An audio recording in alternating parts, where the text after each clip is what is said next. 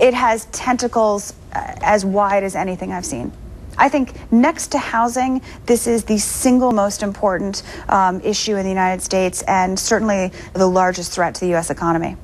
She's talking about a looming financial crisis involving state and local governments across the country. It's a debt crisis which some people believe could derail the recovery and require another big bailout package that no one in Washington wants to talk about. The day of reckoning has arrived. That's it. And it's going to arrive everywhere. Time may vary a little bit depending upon which state you're in, but it's coming.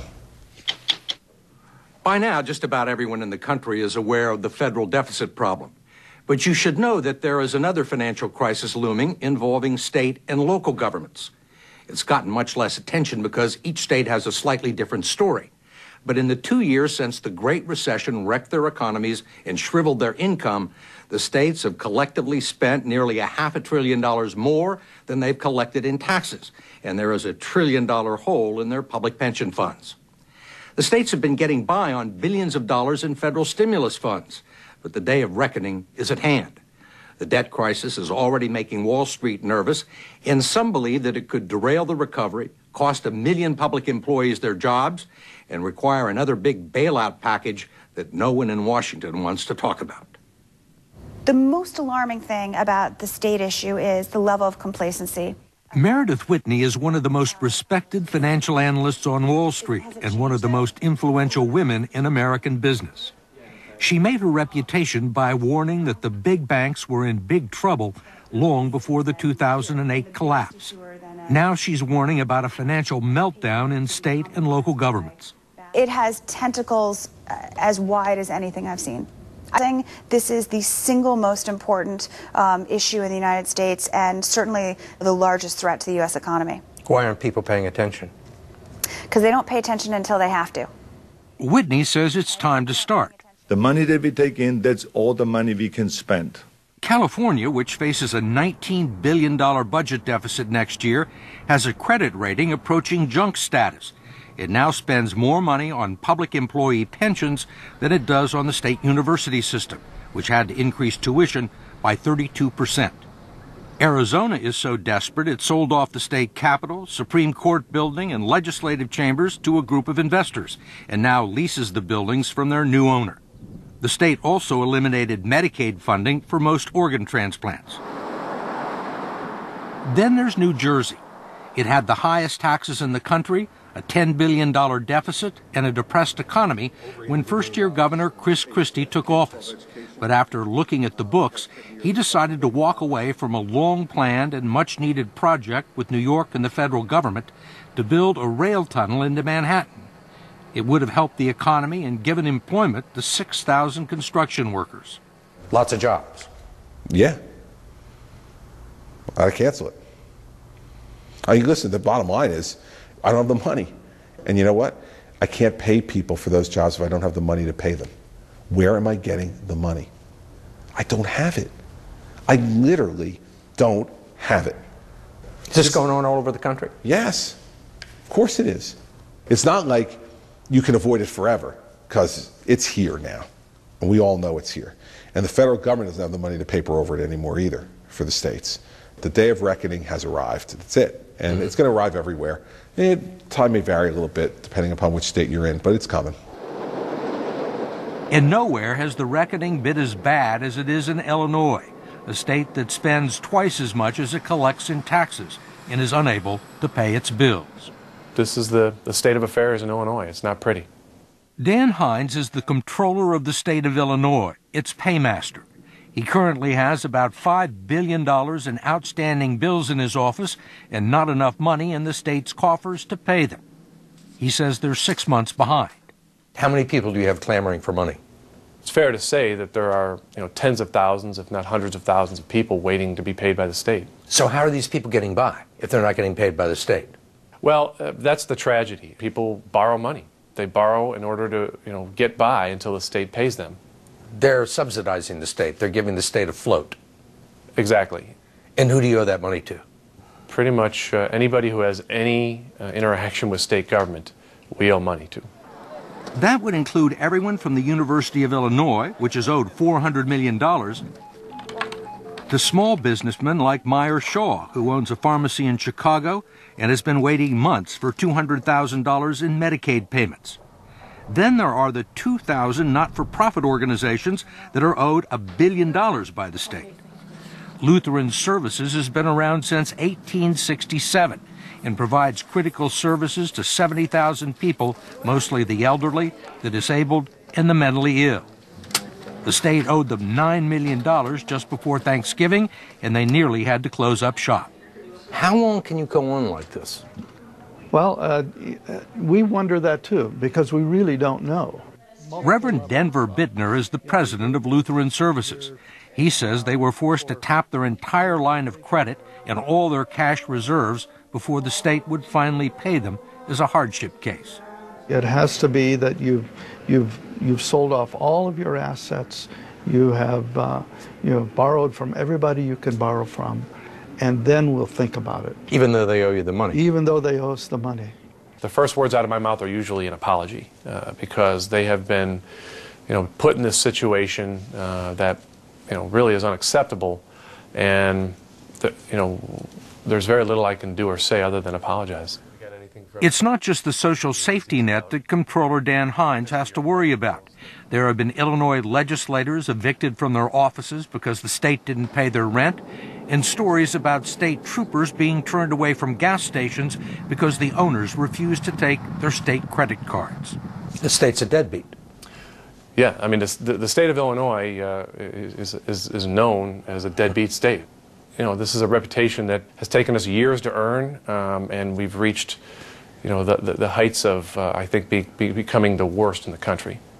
Not all of the problems that Illinois and other states are facing right now can be traced to the Great Recession, but the precipitous drop in tax revenues did expose decades of financial irresponsibility, reckless spending, unrealistic benefit packages for public employees, and the use of political gimmicks to cover up hidden deficits. It's forcing state governors and the public to confront some harsh realities. This is different, isn't it? It is very different. And the reason it's different is because the only choices left are choices that people previously have said were politically impossible, that you couldn't do. You couldn't cut K-12 education funding. You couldn't do those things. You couldn't talk about pension and benefit reform for the public sector unions, that these were third rails of politics. We are now left with no alternatives. Just the third rail. Yeah, that's it. I'm just going to grab it and go and let the chips fall where they may. This money's got to come from someplace. In some ways, Governor Chris Christie is the political canary in the coal mine of the state fiscal crisis. He slashed New Jersey's budget by 26%, including $1 billion in cuts to education, forcing the layoffs of thousands of teachers. He got rid of 1,300 state workers and drastically reduced funding to New Jersey's cities, counties, and villages, which have their own financial problems. And he's still facing another $10 billion deficit next year. Long term, the situation is much, much worse. Okay, let's talk about the pension obligations. Sure. $46 billion unfunded liability for pensions, $66 billion unfunded for health care liability? Yes, sir. That's a lot of money. That's a lot of money even for the federal government. That's a lot of money. And there are people who think it's worse.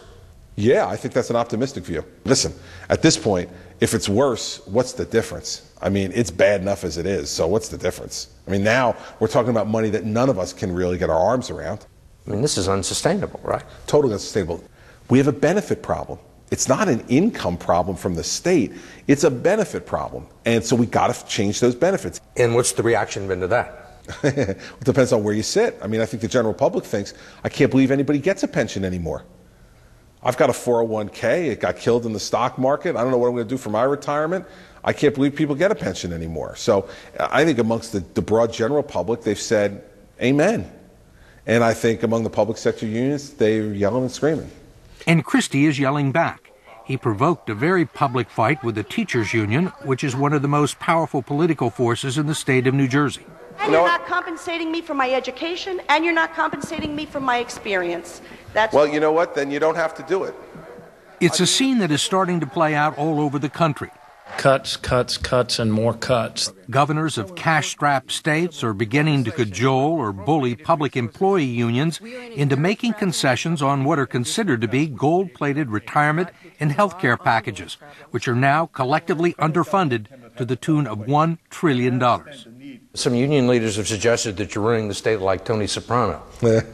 Well, that's, as an Italian-American, I take great offense to that. Listen, you know what it is? I'm the first person to expose them for what they've been doing to the public. You want the public employee unions to share the pain? You bet. I want them to share in the sacrifice. And this is what I say to public sector unions: listen, you can boo me now, but I'm the first governor who's walked into this room in 10 years and told you the truth. And here's the truth. If you don't partner with me to get this done, in 10 years you won't have a pension. And that's the truth. But it's also the truth that some of the responsibility for New Jersey's pension woes lie at the doorstep of the governor's mansion. Christie and his predecessors have failed to contribute the state's share of its pension obligations in 13 of the last 17 years, one of the reasons the fund is going broke. Christie says it's ancient history. We spent too much on everything. We spent too much. We spent money we didn't have. We borrowed money just crazily. The credit card's maxed out, and it's over. It's over. We now have to get to the business of climbing out of the hole. We've been digging it for a decade or more. We got to climb now, and our climbing's harder. We got to do it. The problem with that, according to Wall Street analyst Meredith Whitney, is that no one really knows how deep the holes are. She and her staff spent 2 years and thousands of man-hours trying to analyze the financial condition of the 15 largest states. She wanted to find out if they would be able to pay back the money they've borrowed and what kind of a risk they pose to the $3 trillion municipal bond market, where state and local governments go to finance their schools, highways, and other projects. How accurate is the financial information that's public on the states and municipalities? The lack of transparency with the state disclosure is the worst I have ever seen. Ultimately, we have to use what's publicly available data, and a lot of it is as old as June 2008. So that's before the financial crisis hit in the fall of 2008. Whitney believes the states will find a way to honor their debts, but she's afraid that some local governments, which depend on their state for a third of their revenues, will get squeezed as the states are forced to tighten their belts.